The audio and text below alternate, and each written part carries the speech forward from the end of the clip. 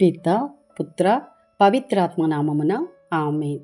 ఈరోజు జనవరి 27వ తారీఖు. మార్కు సువార్త 3వ అధ్యాయము 22వ వచనము నుండి 30వ వచనం వరకు. యెరూషలేము నుండి వచ్చిన ధర్మశాస్త్ర బోధకులు ఆయనకు బెల్జెబూలు పట్టినదనిరి. పిశాచముల అధిపతి సహాయమున ఆయన దయ్యములను వెళ్ళగొట్టుచున్నాడనియు చెప్పిరి. అప్పుడు ఆయన వారలను చేరబిలిచి ఉపమానములతో ఇట్లనెను.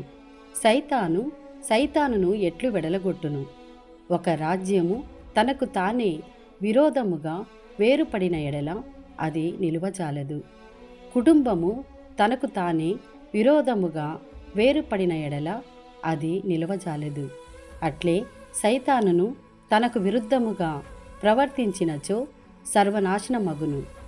ఎవడేని బలవంతుణ్ణి మొదట బంధించిననే తప్ప ఆ బలశాలి ఇంటిలో ప్రవేశించి సామాగ్రిని దోచుకొనజాలడు. నిర్బంధించిన పిమ్మటనే కథ కొల్లగొట్టునది.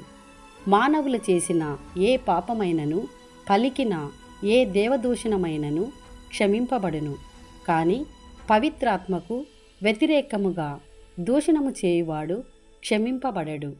అట్టివాడు నిత్యము పాపియయుండును అని నేను మీతో నిశ్చయముగా చెప్పుచున్నాను. ఆయన అపవిత్రాత్మ ఆవహించిన వాడని వారు అనుట వలన యేసు ఇట్లు పలికెను. ఇది ప్రభుని వాక్కు. సర్వేశ్వరునికి వందనములు.